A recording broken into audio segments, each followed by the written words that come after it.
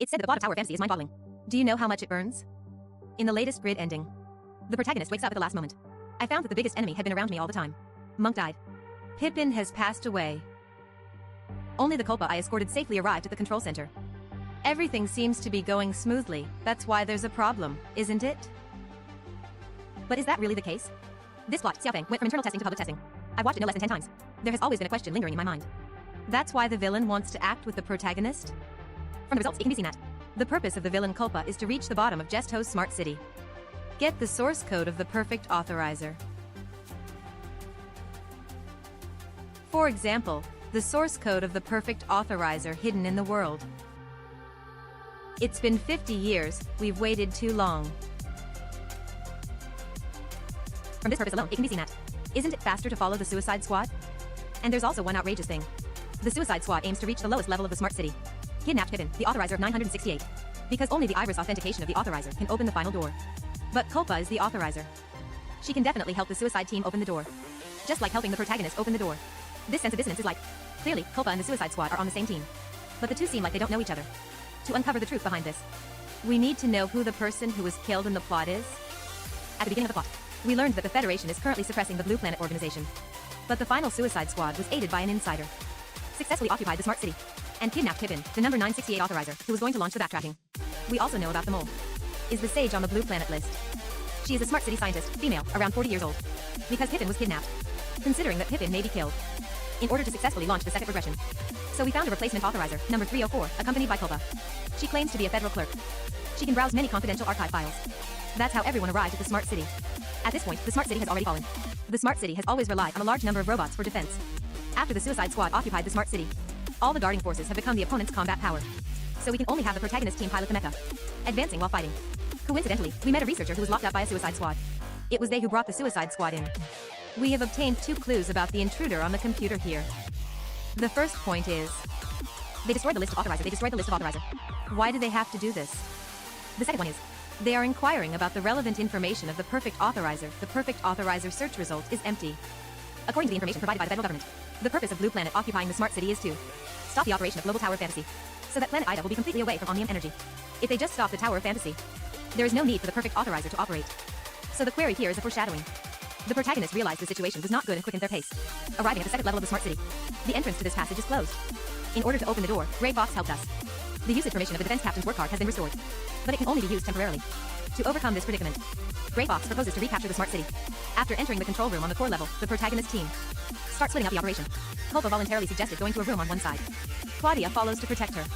The protagonist, Gray Box. Nora went to the other room. The protagonist has nothing on their end.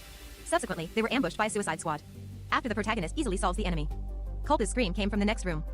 It turns out she was defending herself with the gun Claudia gave her. Killed the enemy. The deceased has the following information. Wearing the common High Crow's research suit. Shot in the chest indicates that it was indeed the result of Culpa's shooting. There is a paper manuscript next to the T5 suppressor. The time is June 26, 2663. As early as 2661 AD, High Crow's has developed the research of T3 suppressor. So the paper here is very reasonable.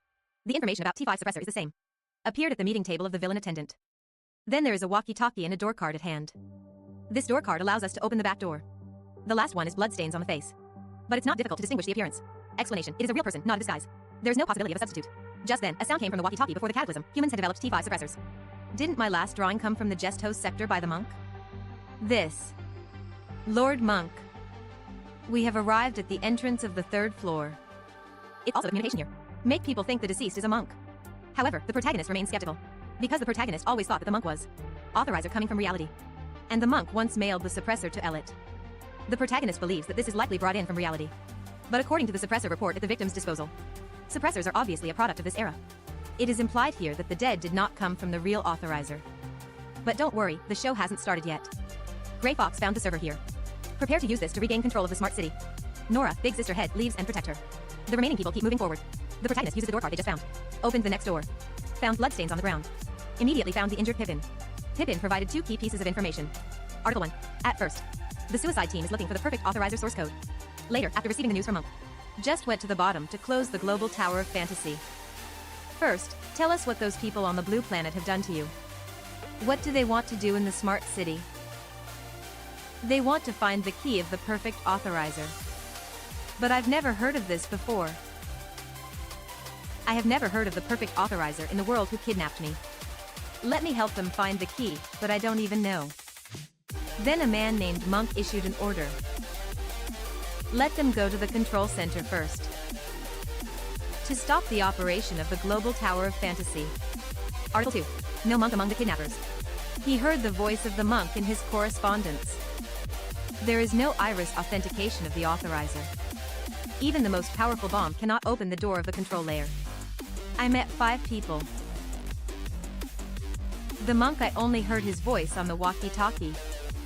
He is a man who sounds very calm. We all know that suicide squads are. They invaded the smart city the night before yesterday. If they just shut down the global Tower of Fantasy, it should have been successful a long time ago. But it wasn't until the protagonist arrived. They didn't take any action, but has been looking for clues to the perfect authorizer. This indicates that the primary purpose of the suicide squad is to find the perfect authorizer. When the suicide squad was preparing to go to the bottom and close Tower of Fantasy, Pippin blinded himself with a poke in the eye. The last door cannot be opened without the iris authentication of the authorizer. That's why the suicide squad gave up Pippin. Ambushed the protagonist in the control room. This makes everything a perfect closed loop. The protagonist team no longer has any doubts. At Culpa's intentional reminder, we know that Pippin was fed poison. Considering his health condition, the protagonist orders Claudia to escort him away. This leaves only the protagonist and Culpa to continue moving forward. After reaching the bottom level, it was discovered that the final gate did not open. The rest of the suicide team has become aberrant. Under the powerful firepower of the mecha, the threat was quickly eliminated. Culpa opened the last door. Someone may ask, why wasn't it driven by the protagonist? Because the protagonist is the authorizer, who knows from the perspective of God. Just those sector people don't know. Otherwise, nothing will happen to Culpa. And the iris authentication of Damon is aimed at the existing authorizer of the database. The protagonist is now using the body of researcher Hycros. Whether there's data or not is a question. We can see from here. Culpa is fully capable of bringing in a suicide squad. But she didn't act together. Even stabbed the entire team in the back. Finally arrived at the location of Jest Hose. The launch of the second regression has been a natural success. Launch backtracking must have Void Piercer. So the protagonist used the excuse of going to find friends. Let Culpa wait for an hour. At this time, Culpa showed her intention. As long as Culpa arrives at the control center, she can start backtracking at any time, but if the backtracking is successful, what should Void Piercer do? Antoria also said, Void Piercer is the key to reshaping the reality plan. It is necessary to find out the situation of Void Piercer before Culpa starts backtracking. Culpa, my task is to escort you here. Completing the restructuring plan can only be done by yourself. What about you? You don't care about me anymore. I have a friend waiting for me. The abnormality here may also be related to her experience. We are not sure if the anomaly here will have an impact on the restructuring plan. So I have to confirm her situation first. Wait for me in the control center until I figure everything out. Don't act rashly. Can't I be with you? Her mission here is to launch a second regression. But at the most critical moment, she also wants to meet her so-called friends with the protagonist. This also deepened the suspicion towards her. The protagonist refused. After leaving, she received a communication from Plotty in the real world. Communication with Just Host Sector Grey Fox. The protagonist speculates that the lower world is devouring the grid world. The bottom of the smart city is now in a state of integration. The key is Grey Fox's communication. She brought a reminder from Jest Hose. Jest Hose also asked me to give you a message. Don't forget who you are. This reminder enlightened the protagonist. Realize that their real enemies are authorizer from the reality, instead of people within the grid. So the biggest threat now is Culpa. Sure enough, when she arrived at the control panel, Culpa is controlling Jest Hose. At this point, she no longer concealed herself. Admit that she is the authorizer from the reality. The goal is to become the perfect authorizer. At this point, the initial purpose of a suicide squad becomes clear. They will look for clues to the perfect authorizer. It's an instruction from Culpa. But the problem also arises. So who was the one who ordered the suicide squad to close Tower of Fantasy later? This won't be Culpa's order, because this command is of no benefit to her. Let's go back to the time when the protagonist was about to enter the Jest Hose sector. At this time, what is the Jest Hose sector? Jest Hose sector is a virtual data world. What does its life or death have to do with reality? You be right. This is the mentality of another authorizer. Culpa doesn't care about the life or death of the God Servant. She doesn't care about what the grid world will be like. She's just trying to achieve her own goals. That is to find the source code of the perfect authorizer. So the early actions of the suicide squad were logical. But it's weird to close the Tower of Fantasy later, because this thing should be done by the God worshippers in the Jest Hose sector. You may ask, perhaps it's because you haven't been able to find any clues. So you gave up? Still the previous answer. Culpa only used the worshippers in the Jest Hose sector as tools. Tools do not require one's own thinking. Just follow the command. If this command was really issued by Culpa, the consequences could be using Pippin's iris authentication to open the last door. The suicide team successfully closed the global Tower of Fantasy. Second regression action cancelled. So what is Culpa's purpose? She may not even be able to reach the bottom level. Is this creating obstacles for herself? Are you feeling a bit dizzy? Don't rush. This is just the beginning. From our previous speculation, we can conclude that the command to close Tower of Fantasy is most likely not issued by Culpa, but she ordered the search for the perfect authorizer. Let's take a look at the list of Blue Planet organizations. There are only 6 people without Monk. 6 people, 3 males and 3 females respectively. Victor Elliott is the founder of the Blue Planet. In the undercover operation, the terminal provided by Claudia opened the door of the office. Without considering multiple keys, it can be basically concluded that Elliot has been captured by the federal government. Samaritan is a shareholder of Hadel. From the speech of the meeting, it can be seen that this person is often incompetent, curious, embarrassed, and responsible. And there's still one male left. Code, alchemist. Tower fantasy scientist, 40 years old. Regarding women, Scholar has revealed her real name. Easy to be captured by the federal government. The sage is the ghost of the smart city. She has been lurking for many years. Warrior are defense soldiers. Judging from attending the meeting, did not enter hyperspace. So maybe he's still running away. Why do we need to clarify this first? Because we need to know who Culpa is? Who was the person who was shot dead? According to Gray Fox's hacker analysis, Monk once sent us false messages and attended meetings. It means that the monk has real information. Culpa is the real authorizer. So Culpa is a monk. Since she is a monk. So who was the deceased male? Of the three men, only the alchemist is left. His identity is Tower fantasy scientist. When Elliot founded the Blue Planet organization, there was once a diary entry. The incident occurred in the year 2661. Elliot's family becomes an aberrate. He sought help from the federal government but was unsuccessful, and his social media account was banned. At this moment, Hycro's scientists contacted him, and he needs funding to support his research. The research here may be suppressors. So we'll know.